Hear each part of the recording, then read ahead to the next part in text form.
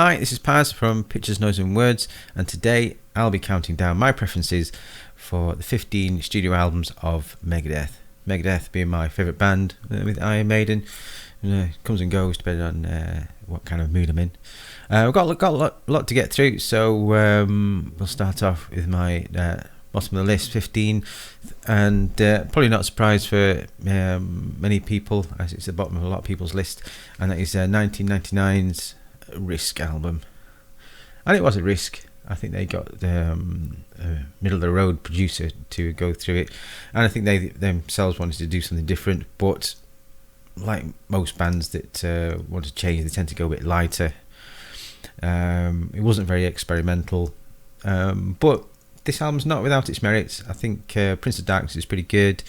The last couple of tracks, Time, the beginning, and Time, the end, really good. But I very rarely go back to and revisit this album. Not terrible. It's not the stinker that was Saint Anger, in my opinion. But yeah, certainly 3-4 tracks I would happily listen to again. Number 14 is I can't remember what year was this.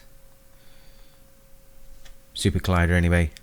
I think Megadeth had a resurgence, from United Abominations and Endgame. I thought 13 was solid as well, and I expected my expectations were through the roof for this one, and it just did not deliver. And it was quite disappointing. The fact that you got a cover of Cold Sweat on here, and that was probably the best track on the album. Probably says it all, really. And there's also a bonus track. Is it called It's in This House or something? They didn't come on it. I'm not sure if it might be on the Japanese version, and why that didn't make this album I do not know. But you got Burn, solid track, but Burn baby Burn, you expect from a bit more from the genius that is Dave Mustaine. Let's say not without its merits. The Black Scrolls are right. Kingmaker's okay, but yeah, all in all, fairly tame effort. And I hate to say the word tame if you're a metal band. Next on my list, and I listened to this one a lot when it first came out, and I was into it quite a bit because I think there's some really good songs on here, but as the years have gone on, I have not revisited it very often. But I think it was the right record to make after Risk, and that is The World Needs a Hero from, was it 2000? 2001 it says on here. You can see that, might be out of focus. But stuff like Disconnect, The World Needs a Hero is pretty good. Moto Psycho, bit cheesy, but I quite enjoy that. 1,000 Times We Get Goodbye, I really like that one. And they kind of remade it for quite similar to a song on the new album, Dystopia. I really liked When, it's the long one at the end. Dreading the Fugitive Mind is pretty solid. It's alright, it's sort of middle of the road Megadeth type of album. Certainly one you wouldn't say, oh, you want to get into Megadeth, listen to this one. Not without its merits, but not that strong. We say I did play it a lot when it first came out. I think it did wash away some of the bad taste that Risk left, I must admit. Moving on. My next one is my first one with Marty Friedman in. Oh, it's not. It's my second one, and that is Cryptic Writings. Now we've reached. Oh, I can't see that because of the lighting. We've reached the stage now where, for me, there's not really that bad a Megadeth album after this. I regularly visit this, especially the first 5 songs. I think are really good on this. Trust, Almost Honest, Use the Man, Mastermind, Disintegrators, a great track that is. And then for me, the next 3-4 tracks are fairly by the numbers. But then She-Wolf and Vortex, what a great song that is. And FFF really picks up at the end. But it's just that those 4 songs slap bang in the middle just loses it for me. But I do visit this quite a bit just for those first 5 in the last 3. I mean, 8 songs of the album, I think it's a pretty good return. But I think they've done better stuff than that. Next, and I was quite surprised that this one came so low in my list, because I did like it when it came out, but for me it's not really aged that well, and I don't visit it as much as all the ones that are going to come next on the list, and that is 1993's 1994's Euthanasia. I mean, that's a great cover, that, isn't it? I mean, one of the best metal covers I think I've ever seen. But there's some great songs on here. Reckoning Day, Trading Consequences. I Thought I Knew It All. What a brilliant song that is. Euthanasia in itself. Victory. I just don't find myself visiting it very often, and even when I do, I quite enjoy it. I just don't think the songs are as strong as the ones I'm about to go through. I mean, it's got the Tout Le Monde on here, which I like it, must admit. Not my favourite Megadeth song. Yeah. And if someone was trying to get into Megadeth, I would be quite happy to get into. So yeah, I'll listen to that and give you a flavour of what Megadeth are all about. Next on my list, quite probably high up from for many people, is 2011's 13. Yeah, you can see that. I guess it's their 13th album. And the reason why this comes up so high is, I remember a truck drove into me while I was on the motorway, and scratched all the way down one side, and the car had to go into the shop for a couple of weeks, and I had this loan car, and it had one CD on me at the time, and that CD was this one. So I listened to this non-stop to and from work and everywhere else I used to go for 2 whole weeks, and I got to know it quite well. Got sick of it, but I didn't really. But there's some great songs on here. Sudden Death, Public Enemy No. 1's really good. Whose Life's It Anyway, We the People, Gunstruck. I mean, I'm just listing the first 8 songs here. Never Dare, New World Order, Fast Lane, Black Swan's a cracker. Wrecker. Yeah, it's pretty solid stuff.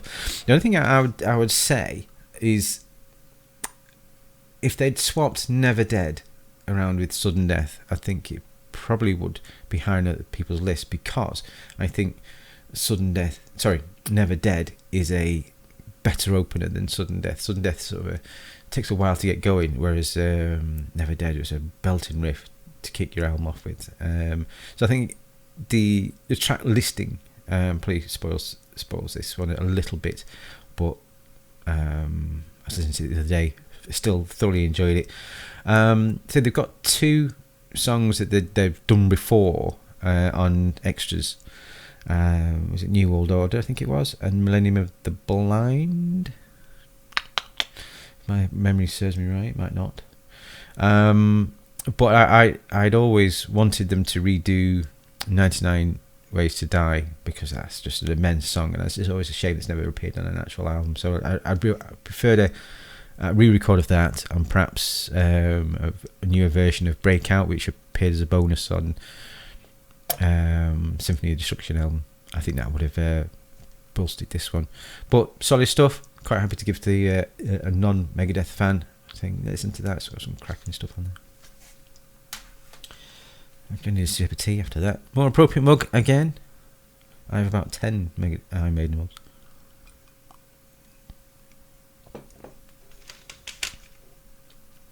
Okay, next on the list is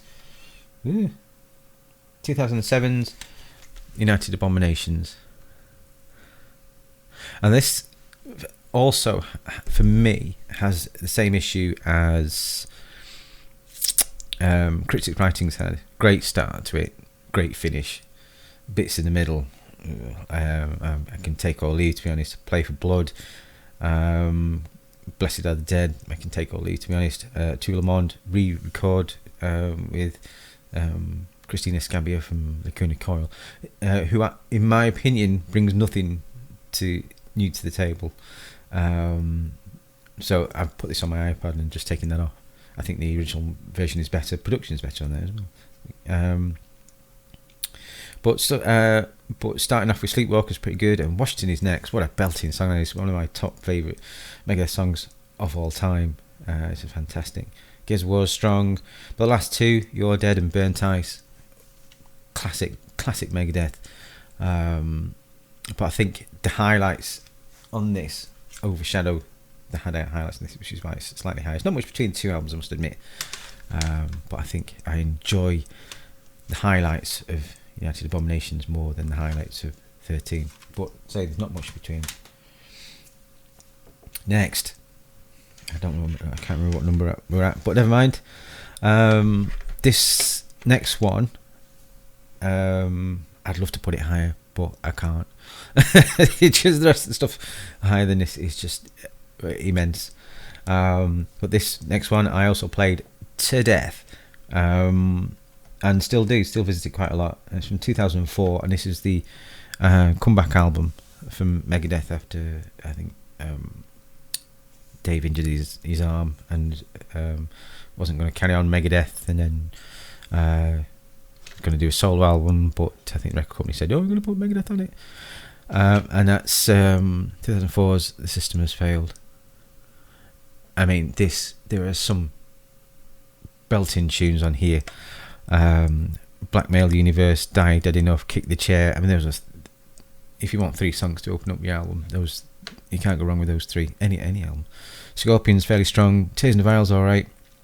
I think it's Tears in the Vials that really showcases both sides of Megadeth. You got the first, I think it's about 4 minutes, just a kind of modern Megadeth song, and then it just goes all classic Megadeth, and then it's sort of an indication of how much the band has changed in 20 years, and they'd been around, and also shows that Dave can do both just as well. I think it's Tears in the Vial. So the last minute of that is just fantastic. I Know Jack's pretty good. Back in the day, it's okay. Something That I'm Not, it's alright. Of Mice and Men, that's just awful song. I hate it. If I never have to listen to that again, I'll be a happy man. Shadow of Death is good. Just not as consistent as the ones coming up after it. But I just want to shout out a song on here called Truth Be Told. Give that a listen, because that is an underrated classic Megadeth song. If Truth Be Told appeared on any of the first 3 albums, then I don't think it'd be out of place at all. Feel free to disagree with me, but what a great song that is. Shadow of Death's brilliant. Just Let Down by Of Mice of Men, and Something That I'm Not, it's a bit by the numbers, to be honest. But yeah, if you've not got that, get it. It's really good. Chris Poland guests on there as well. Next, 1, 2, 3. I think it's top 7 now.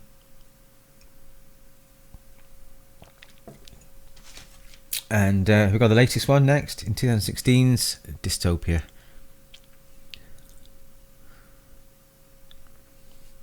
Touted as a return to form for Megadeth. I think that's a fair statement. It's got some great songs. That Is Real, Dystopia, Fate Illusion, and other great 3 songs that Megadeth have a habit of doing. The first 3 songs, which I think is always important, because it creates a mood, drags you in, keeps you there. I think they consistently do that all throughout their discography. Bullets to Brain's good, Post American Will's good, Line in State, what a belting song that is. Conquer or Die. I mean, it is one of the better ones they've done post Marty Friedman, I guess. I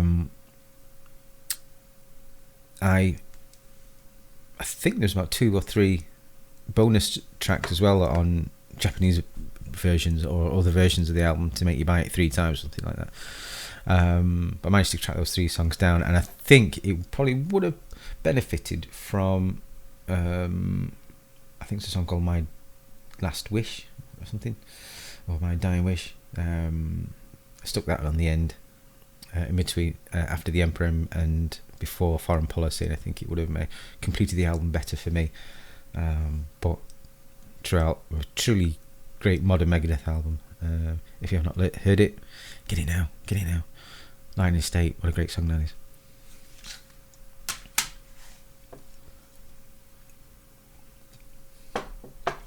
6 overall. First one of the classic era. And that's so far so good, so what. This is the first Megadeth album I actually bought. I had it on vinyl, sadly. Been sold off, unfortunately. And I was... So it didn't click me straight away. And then... So I did have P. Salisbury Who's Mine. But I only had it on tape, I think. And this is the first one I bought.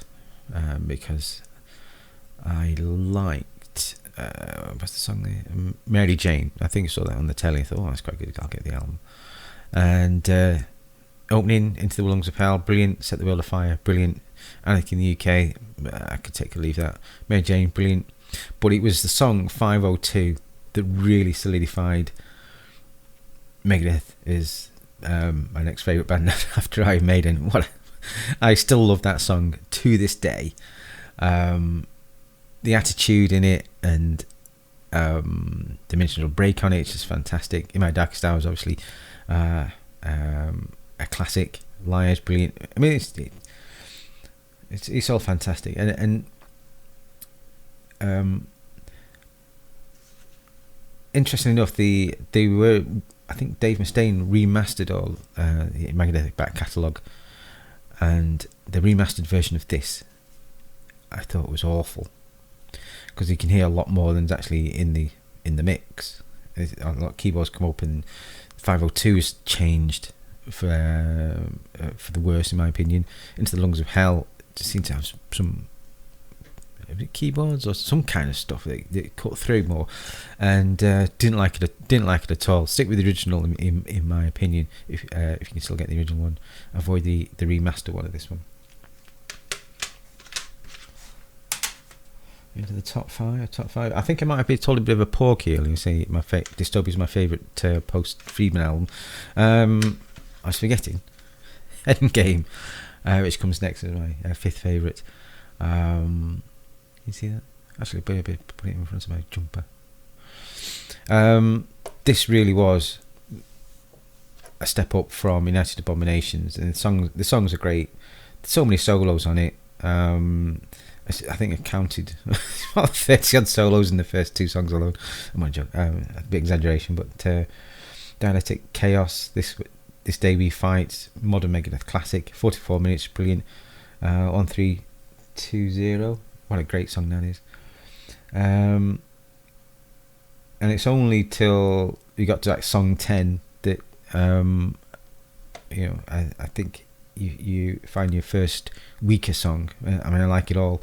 How the story goes is not as strong, but stuff like Seal with a Kiss I thought was brilliant. The Hardest Part of Letting Go was brilliant. Endgame, really good. And Head Crusher, I think that was the lead singer. The video to that, them having boxing, or kickboxing or something like that, made no sense, but it's a really strong album, really well produced. I think it's by Andy Sneap, I think, yeah. Very highly recommended, and worth your money if you've not heard this. Right into the top four. And this next one, never really rated for quite a while, but I constantly go back to it now. The last couple of years, I find myself playing it very regularly. I love the attitude, the rawness of it, and that is the debut album, Killing You Is My Business. And it's all really, there's nothing weak on here at all. The only thing weak is probably the production and the cover, which is terrible. You know. But Love to Death, Killing My Business, and Skull Beneath the Skin. Rattlehead, what a fantastic song. Looking Down the Cross, and Mechanics. It's just early thrash. It's just wonderful. And what is also brilliant is and I'll probably touch on this a bit later on, it's not all verse, chorus, solo, chorus, and the structure of the songs is quite different, but still works. I mean, Skull Beneath the Skin, that takes about a minute or so to get going in about 3 or 4 parts before the singing even starts. And we see that quite a lot with, especially with thrash, I think. But Megadeth in particular, their structure, song structure is sometimes unique, which I'll point out a bit more later on. I got the remaster of this, which was okay, but I still preferred the original. But it was remastered again not so long ago. Was it last year? Might have been the year before. Completely remastered and remixed, and I thought that was great. And I tend to listen to that more than I do the original, because all the instruments are clear, and it doesn't, for me anyway, it doesn't lose any of the integrity of the original mixes or recordings. In fact, it breathed new life into the debut, that brand new mix. I think that's the final one. They're not going to go back to it, and rightly so, because I think it's terrific. That's probably why I return to this more often, because over these days, because of that new remix. It's tremendous. You can try and get a remix. I've only got it on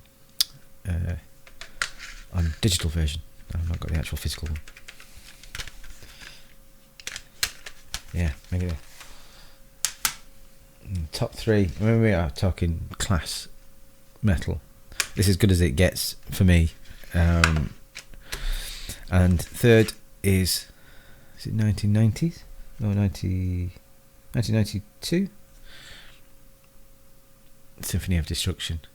I remember when I was going to college, I had my Walkman, my tape, with just tape, and on one side I had Paradise Lost's Icon, and this was on the other side, and I used to listen to one of them walking there and listen to the other walking back, so it's got a lot of play on my Walkman.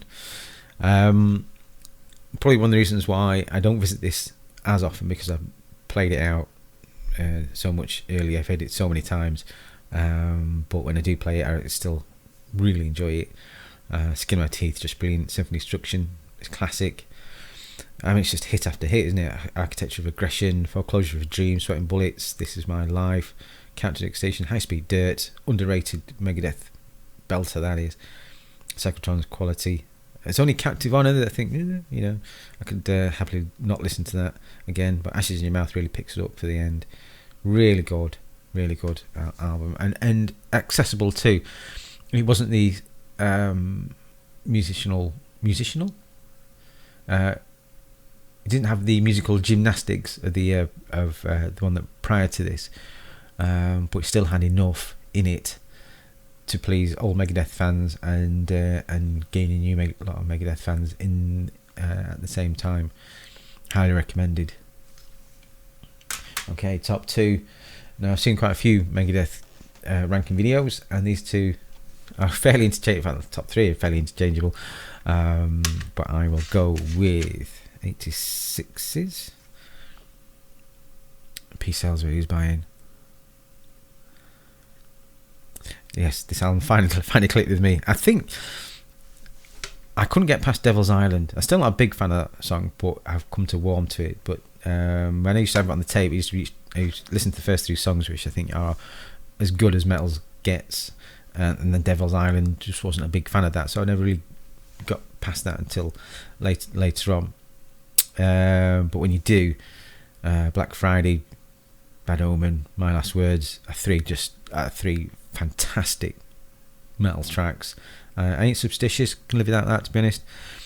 But the highlights here: Wake Up Dead, The Conjuring, and Peace Sells. What a way! Another like top 3 tracks to start your album. And again, Wake Up Dead, they made a video out of it, so it was released as a single. And the structure of that, I don't think there's any other song similar to that. It kicks off straight into the lyrics and just goes into an instrumental bit, just a rhythm bit. There's no solo really. Well, you get a bit of a solo, and then it goes into this rhythm bit for a minute or so. Then you get changes again to get into back into the vocal, and then there's another rhythm bit at the end, all packed in 3.5 minutes. It's just one of the best metal songs, period. It's wonderful. And anyway, I don't know, it still astounds me. And stuff like The Conjuring as well, just the way it changes in the middle to that really grinding riff. Well, that's fantastic. Peace Cells is also a classic as well, regularly played. So no surprises. At number 1, Rust in Peace. This is as good as metal gets, I think, in my opinion. Other examples as well, but you know, if you really wants to says, okay, name some really good metal bands, say Megadeth, give them this. Let's see, watch their jaw drop. Okay. No weak spot on this at all. From Tornado Souls to Holy Wars.